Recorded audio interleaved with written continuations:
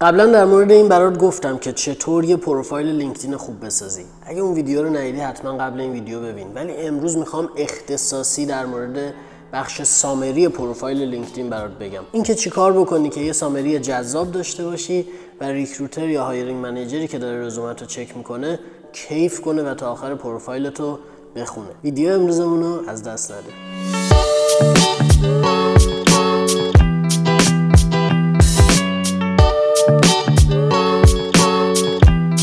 رفقا سلام، حالتون چطوره؟ با یه ویدیو دیگه از کانال بابک اسکریپ در خدمتتونم. توی این کانال در مورد مهاجرت کاری، کاریابی بین المللی، روزمرگی زندگی من تو آلمان و البته برنامه‌نویسی صحبت میکنیم. اگه هر کدوم این موضوعا برات جذابه، سابسکرایب و زنگوله بغلش رو یادت نره. فراموش نکن لایک و 3 تا قلب زردم برای حمایت از کانال خودت توی بخش کامنت ها برای من بفرستی. اینجوری من انگیزه میگیرم که بیشتر برای ویدیو تولید بکنم و یوتیوب هم متوجه میشه که ویدیوها مفیده و بقیه بچه‌ها هم پیشنهادشون میده. بچه‌های قدیمی کانال بابک اسکریپ میدونن من همیشه نظرم روی اینه که رزومه خیلی مهمه و بعد از رزومه تو مرحله دوم پروفایل لینکدینتون مهمه. یعنی یه جورایی معتقدم که رزومه واجبه و لینکدین مستحب. ولی مستحب خیلی مهمیه، یعنی اینجوری نیستش که حالا نداشته باشیم مشکلی پیش نیاد. ولی بذار چند تا عدد و رقم بهت بگم که متوجه بشی چرا اینقدر لینکدین مهمه و من چرا یه ویدیو ساختم فقط در مورد سامریش میخوام امروز بهت بگم. ببین لینکدین بالای 900 میلیون کاربر فعال داره. این خیلی عدد بزرگیه. هر ثانیه 2 تا یوزر جدید حداقل به لینکدین اضافه میشه. 41%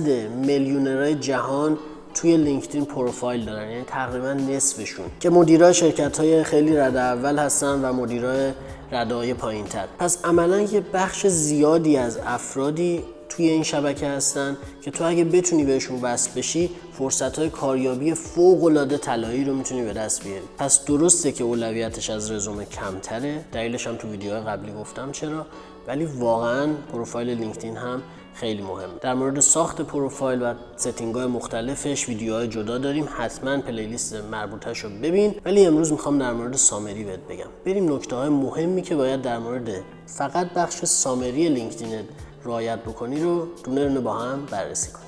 و نکته اول که خیلی خیلی خیلی مهمه، توی نگارش سامریتون حتما اول شخص یا فرست پرسن بنویسید. بعضی از بچه‌ها من دیدم توی سامری پروفایلشون توی لینکدین یا بعضا حتی توی بخش اباوت رزومه‌شون هم همین اشتباه رو دارن. اونجا به عنوان مثال نوشتن بابک ایز سنیور دیولپر. اینجوری نباید بنویسین. باید فرست پرسن بنویسین. به عنوان مثال آی ام سنیور دیولپر. پس این نکته اول بود. نکته دوم، از کیوردها یا کلمات کلیدی تخصصی مربوط به پوزیشنی که میخوای اپلای بکنی و کلا تخصص کاریت توی سامریت استفاده کن. بذار دنسیتی و وزن و تعداد تکرار بالایی داشته باشن. اگه برنامه نویس هستی کلماتی مثل فریم ورک، لایبرری، بک اند، فرانت اند، اینا چیزاییه که باید توی بخش سامریت استفاده بکنی. هر رشته‌ای با توجه به تخصص رشته خودش کلمات کلیدی داره و باید وزن اینا وزن خوبی باشه. سعی کن از کلمات لس کامن یا کلماتی که خیلی عمومی نیستن استفاده بکنی و وزن خوبی هم داشته باشن. اینجوری توی سرچ ها بهت خیلی کمک میشه. و نکته سوم، یکی از جاهایی که میتونی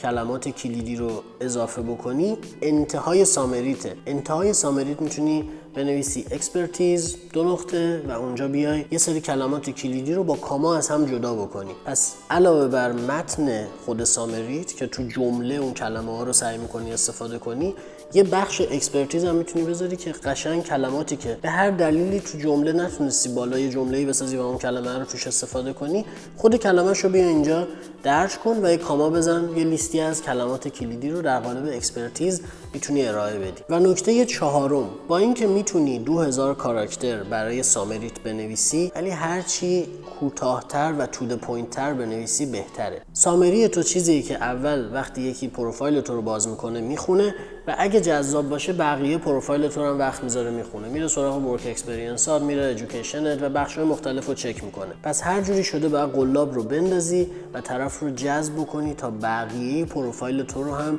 وقت بذاره و بخونه. حالا توصیه من چیه برای استفاده از این 2000 کاراکتر یا اون فضایی که داری که میتونی برای سامری تخصیصش بدی؟ من توصیه میکنم بین 2 تا نهایت 3 پاراگراف تخصیص بده. پاراگراف وقتی میگم یعنی یه اینتر بزن و یه خط خالی بین هر بخشی بذار. 2 تا 3 تا پاراگراف تخصیص بده، بخش بندی کن، مطالبی که میخوای تو سامری بگی رو پاراگراف بندی کن. توی هر پاراگراف هم باز دوباره 2 تا 3 تا جمله بذار. پس قانون 2 3 2 3. و نکته مهم دیگه این که اولین ها هم باید خیلی جذاب بنویسی. منظورم از اولین ها چیه؟ یعنی پاراگراف اول و جملات اول هر پاراگراف. پس اگه 3 تا پاراگراف داری، پاراگراف اولت خیلی باید جذاب باشه و توی پاراگراف دوم و سوم هم حداقل جملات اول پاراگرافت باید خیلی جذاب باشه. و اما نکته دیگه، توی سامری سعی کن یه مقدار از شخصیت و علایق خودت هم به طرف مقابل نشون بدی. سامری شانس خوبیه، یه جای خوبیه که تو این فرصت رو داری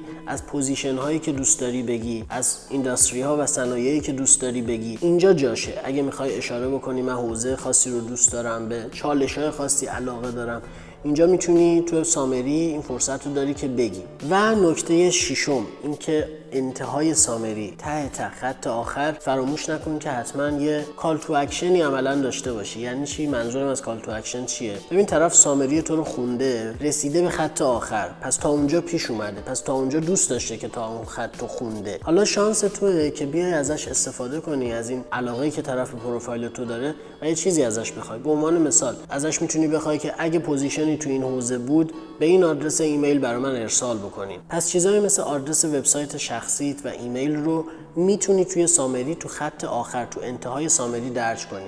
اگه برنامه نویس هستی میتونی آدرس گیتاب تو بذاری. پس اونجا میتونی یه چیزی بخوای ازش که ایمیلی بهت بزنه، جایی رو چک بکنه. شانس خیلی خوبیه و جای خیلی خوبیه توی سامری. خب با انجام دادن این نکته ها روی سامری پروفایل لینکدینت میتونی شانس خودت رو برای دیده شدن پروفایلت، گرفتن کانکشن های بیشتر، وصل شدن به ریکروترها و کاریابی بیشتر بکنی. لینکدین کلی نکات ریز و درشت داره که میخوام در مورد هر بخشش برات جدا ویدیو بسازم. اگه میخوای این ویدیو ادامه پیدا کنه، تنها راهش اینه که حمایت بکنی از این ویدیوها. پس حتما فراموش نکن. این ازت خیلی انرژی نمیگیره ولی برای من خیلی ارزشمنده. امیدوارم زود با یه ویدیو دیگه ببینمتون. تا یه ویدیو دیگه، خدا نگهدار.